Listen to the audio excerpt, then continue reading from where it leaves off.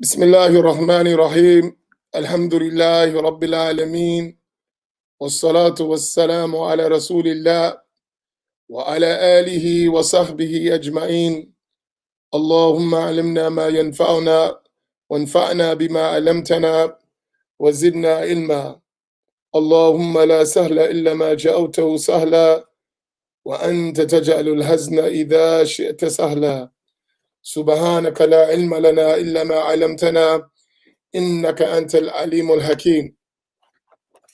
I praise Allah Tabaraka wa Ta'ala. I thank Allah.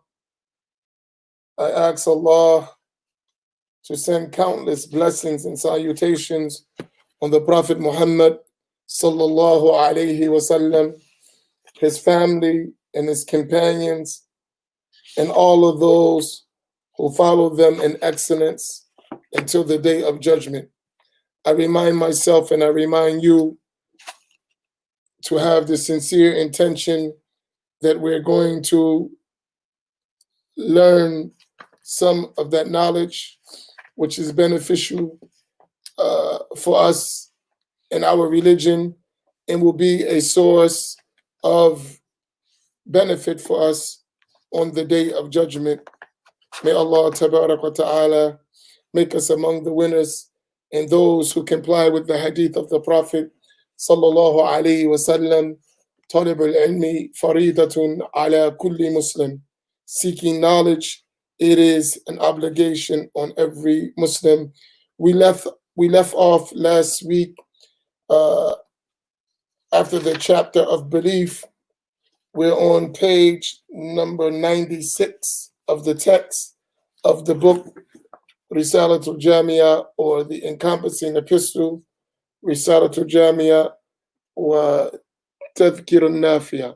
And this book is available, the Arabic, at mmacbooks.com. I don't think we have any of these left, or maybe we have one or two, but this book is available in Arabic for those who want to get the Arabic text and start working on memorizing. Inshallah, it is available. Inshallah. Tayyib Sayyidi, inshallah, let us start with Faslun fi Furud al-Wudu. Naam. بسم الله الرحمن الرحيم الحمد لله رب العالمين والصلاة والسلام على سيدنا محمد وعلى آله وصحبه وسلم. قال الشيخ العلامة الحبيب أحمد بن زين الحبشي رضي الله تعالى عنه ونفعنا بعلومه في الدارين آمين. The author, may Allah have mercy upon him, he says, purification, ablution. The obligatory actions of ablution wudu are 6. The first is the intention. The second is washing the face. Its boundaries are from the hairline to the bottom of the jaw and chin lengthwise, and from ear to ear widthwise. The third is washing the arms up to and including the elbows. The fourth is wiping part of the scalp or a hair within its boundaries. The fifth is washing the feet with the ankles. The sixth is ordering them in the above manner. So the author, rahimahullah ta'ala, he started, and this book is a summary. And as I told you, the scholars, they said, books are summarized to be memorized. So the author wanted to state the initial important obligations of a tahara in related to al-wudu, al-ghusl, and other matters by mentioning the furud al-wudu, the obligations of wudu. That means those things that must be fulfilled in order for one's wudu, one's ablution to be valid. And according to the school of Sayyidun al-Imam Muhammad ibn Idris al-Shafi'i, radiyallahu ta'ala, they are 6. They are 6. And the first one that the author mentioned is the intention. And the intention is when the water first touches one's face. So when the water first touches a part of the face, it is obligatory to have the intention of performing the obligation of wudu at that point. And washing the entire face is from where the normal headline begins into the chin in length, and from one earlobe to the other, and all of the area around it including the hair on it. If one's hair is light on the beard area, then if one can see the skin beneath, then one needs to wash the entire hair and the face. If it is thick, it is sufficient to wipe over it. And to wash one's hands from the fingertips up to and including the elbow, and to wipe a portion of the head, even if it is one hair within the limit of the head, and to wash the feet up to and including the ankle bones, and to do that in that order. These obligations, if you do them, then the wudu is valid. As for the recommended matters, that will be discussed in more detailed text. Now, go ahead. The purificatory bath. If one has sexual impurity due to intercourse, the release of fluid typically associated with orgasm while asleep, or something else, then he must wash his entire body with the intention to remove sexual impurity. Here, in other words, these are those issues which puts one in the state of al-janaba. Al-janaba, also known as al-hadath al-akbar, the major ritual impurity. When any of these things occur, then one is obligated to make al-ghusl. So he mentioned those things that necessitate al-ghusl, which is sexual intercourse, even if the sexual fluid did not come out, or the release of the sexual fluid, that would necessitate al-ghusl. And then he mentioned that the obligation of al-ghusl are to wash the entire body and the hair on the body with the intention of lifting the state of major ritual impurity. Now, go ahead. Ablution invalidators. Ablution is invalidated by any... Other than those two things are recommended matters which the author did not mention, and they will be mentioned in more detailed text. Now, ablution invalidators. Ablution is invalidated by anything... These are nawaqidul wudu, those things, or mubtilatul wudu, those things that if they occur, the state of wudu would be invalidated, and one would be in the state of al-hadath, or minor ritual impurity. Ablution is invalidated by anything exiting from either of the two waste passages, the front or the back, whatever it may be. Ablution is invalidated by loss of consciousness. Except one's pure mani, or sexual fluid from the man, or the sperm of the man and the sexual fluid of the woman. It in itself, its release does not necessitate al-wudu, it necessitates al-ghusl.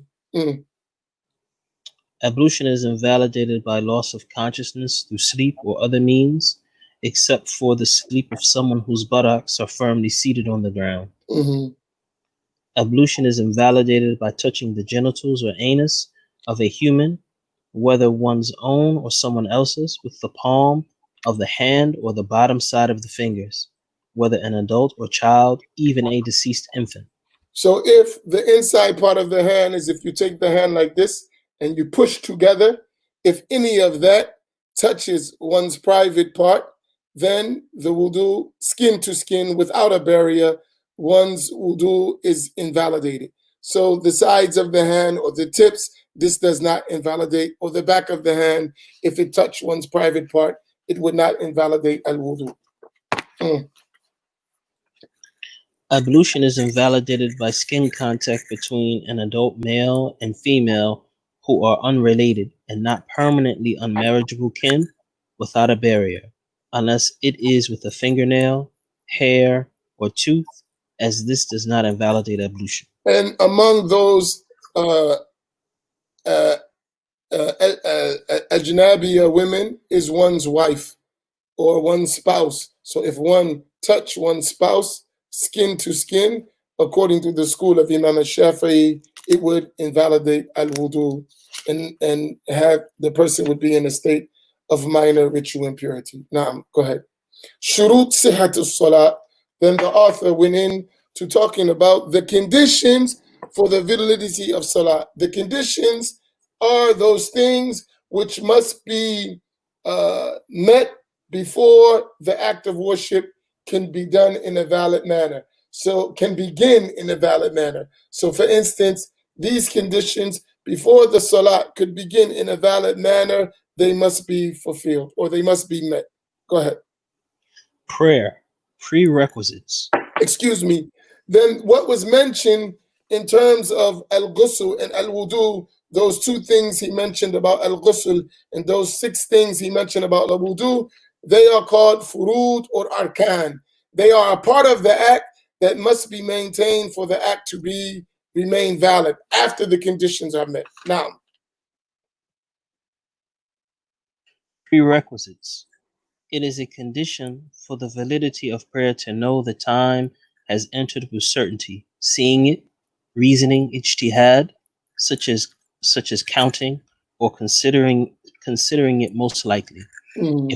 If one prays while being in doubt, his prayer is not valid. So in order, the prayers are at specific times, and one must ensure that the time of prayer has entered. One cannot perform the prayer while doubting if its time has begun. It is a condition for the validity of prayer to know the direction of prayer. It is obligatory to cover one's nakedness with a cover that is pure and permissible. So also, in order to pray, one must cover the aura. And the aura for the man is what is between the navel and the knees. And in the prayer, the aura of the woman is everything except her face and her hands. It is obligatory to remove filth from the clothes, body, and place of prayer. It is obligatory for those who are able to stand. And also we can add, as is mentioned, what one carries in the prayer.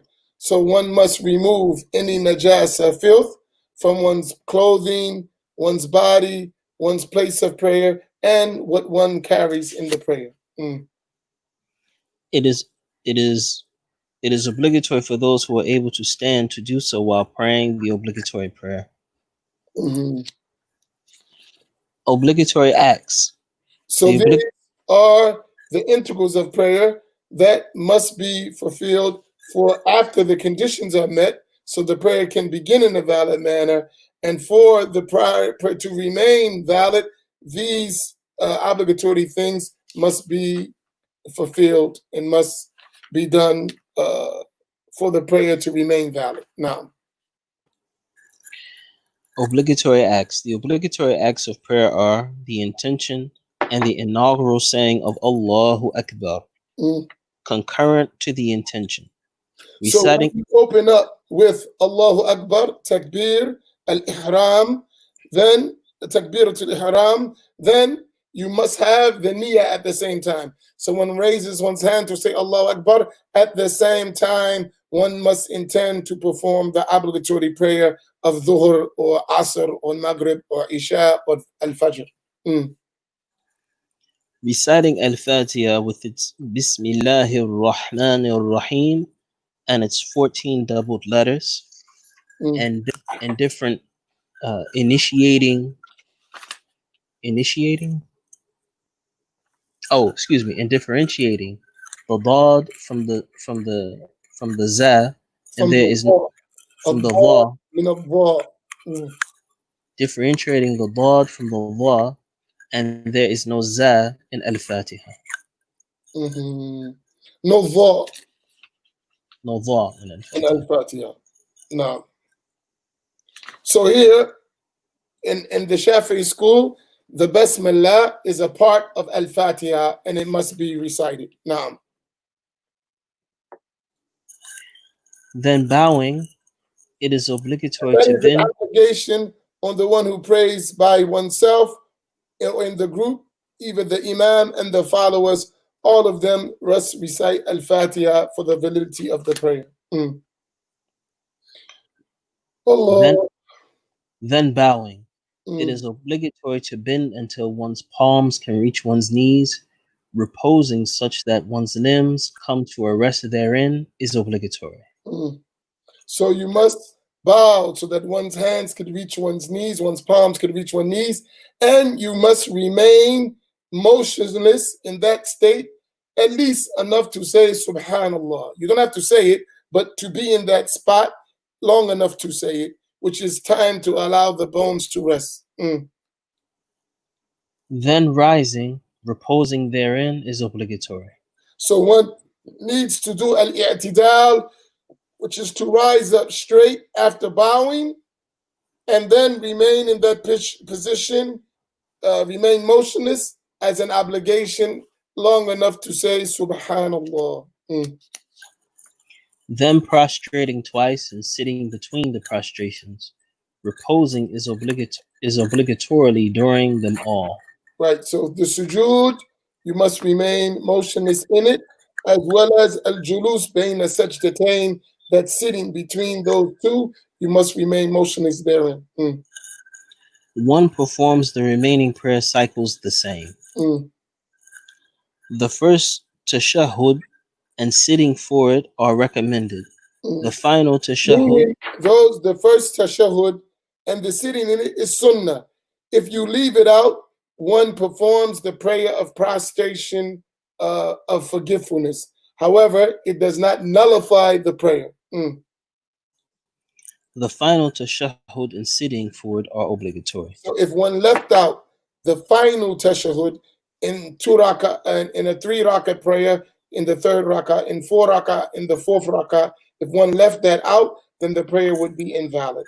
As for the 2nd rakah of 3 or 4, that first tashahhud in the 2nd rakah is sunnah. Praying upon the Prophet sallallahu alaihi wasallam after the tashahhud and before the saying of Assalamu alaikum is obligatory. Saying Assalamu alaikum to exit from the prayer is obligatory. The minimal exit salam is Assalamu alaikum. And one should be careful to say Assalamu alaikum, not Salamu alaikum, as without the definite article. This is not correct. Now, the minimum obligatory tashahhud is At-Tahiyyat Lillah, Salamun alayka, Ayyuhan Nabi, wa rahmatullahi wa barakatuh, Salamun alayna wa ala ibadillahi as-salihin, Ashhadu an la ilaha illallah, wa anna Muhammadan abduhu wa rasuluh. Salawatullahi wassalamu alayhi. The minimal supplication upon the Prophet sallallahu alaihi wasallam is Allahumma salli ala Muhammad. O Allah, bless Muhammad sallallahu alaihi wasallam.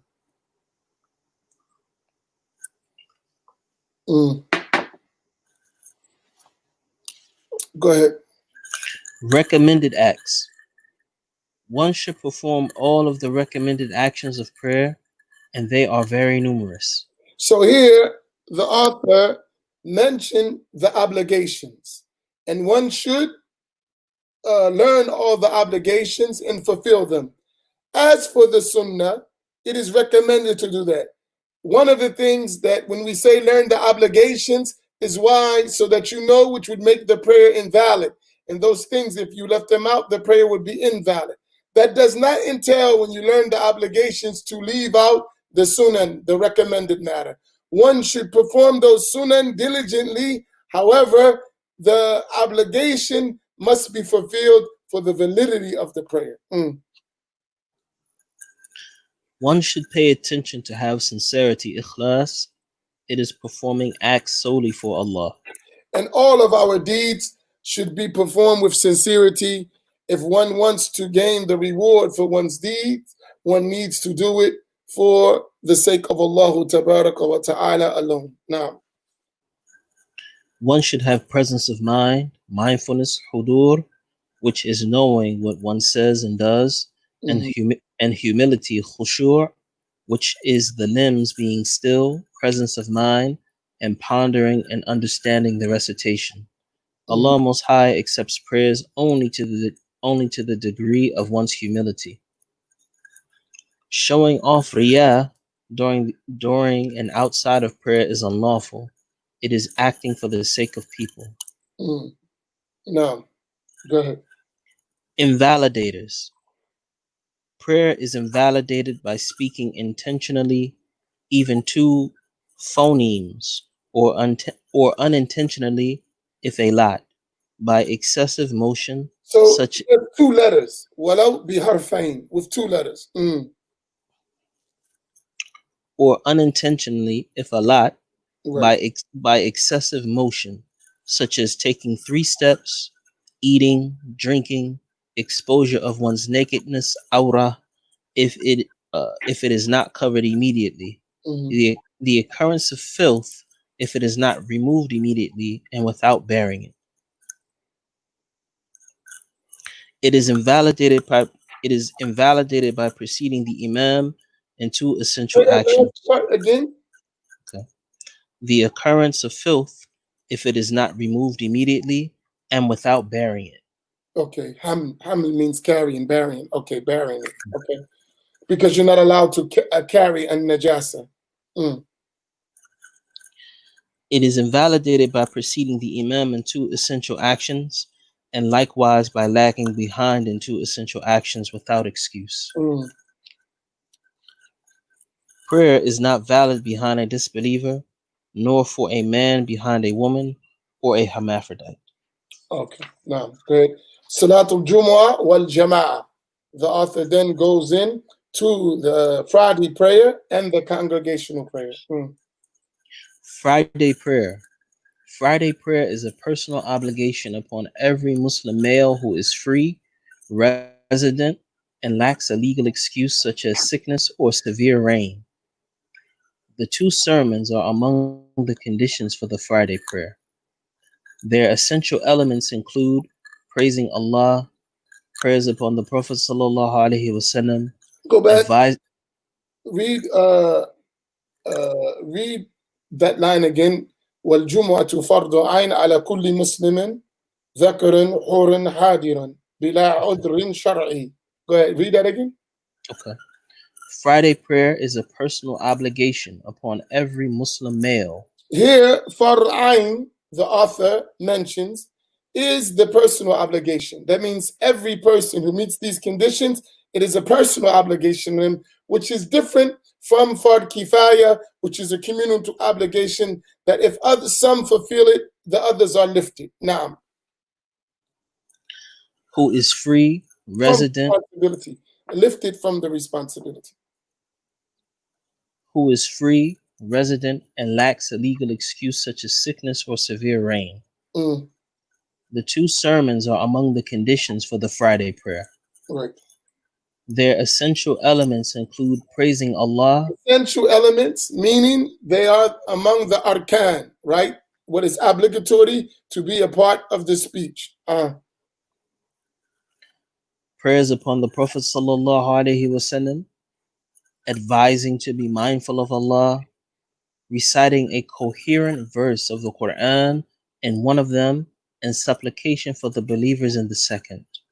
And those things must be met in the Jumu'ah. So for the khutbah to be valid, one must praise Allah, one must send salutations on the Prophet sallallahu alaihi wasallam, one must admonish the people with obeying Allah, fearing Allah, and one must recite an ayah of the Quran that has a complete meaning in both both of those. What is meant in both speeches, praising Allah, salah ala nabi sallallahu alaihi wasallam, and admonishing the believers with a taqwa, and to recite that complete ayat in one of them, and in the last one to make dua for the believer, which must be for their akhirah. It is obligatory to deliver the sermon standing, having ritual purity, and with one's nakedness covered.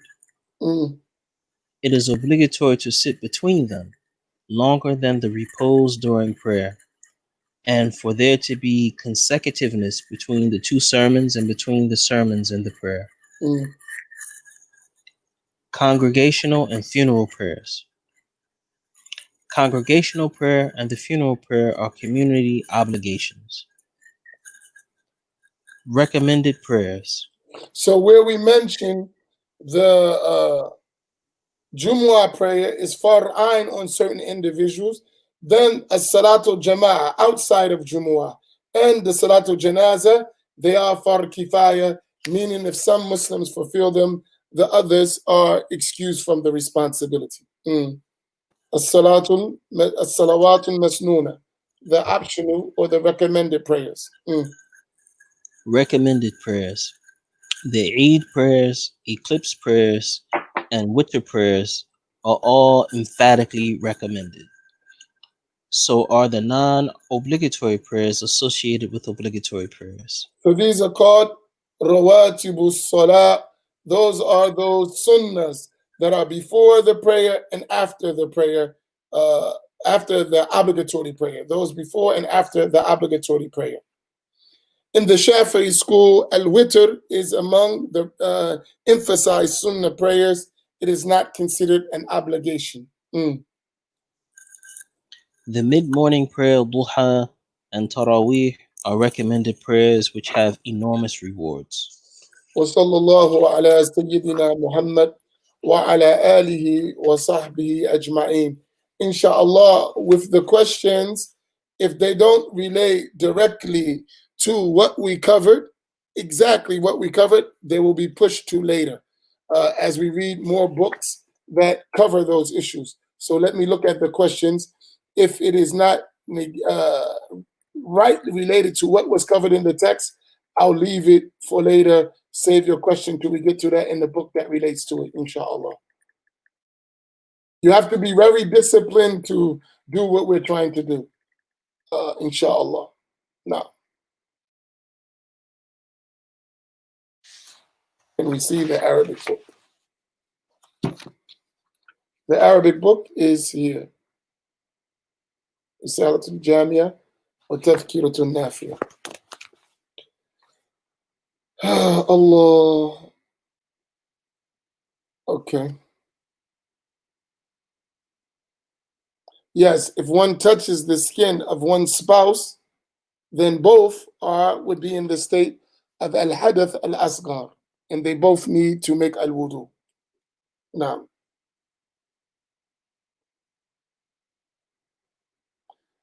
when performing ghusl, while one is completing the sunnah of rubbing, we're not talking about sunnahs, the author, he mentioned the obligations.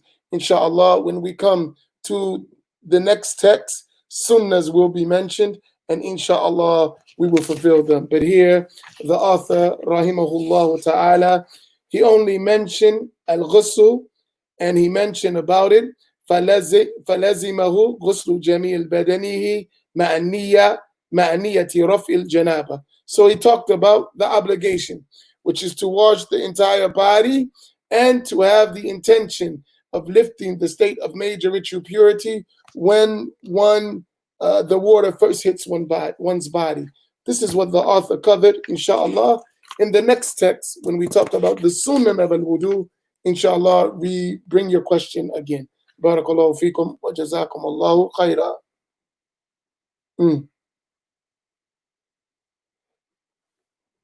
If one is certain that there is a dirty diaper, it invalidates one's prayer. So does carrying an infant during the prayer, who most likely has a dirty diaper, invalidate the prayer? If one is not certain that there is najasa on the baby, like a dirty diaper, then it doesn't invalidate the prayer. Why? Because the initial thing is that the baby is pure, and one's doubt does not remove a state that one is certain of. But if one is certain that the baby had najasa, then it invalidates the prayer.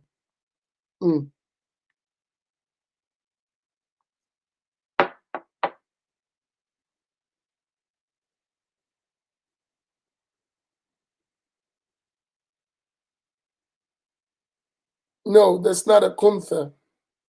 That's not a kuntha. A kuntha is one who has both organs, right? That is a kuntha. And we cannot sure which one. The kuntha is not someone who's a transsexual or gay. They are what they are, a man or a woman. And Allah knows best. Allah wa sallallahu ala Sayyidina Muhammadin wa ala alihi wa sahbihi wa sallam. Barakallahu fikum. Be patient. We're going to be very strict in this text so that we finish books and we're not distracted from the contents of the author. So we just finished up to the up to Tahara and Salah.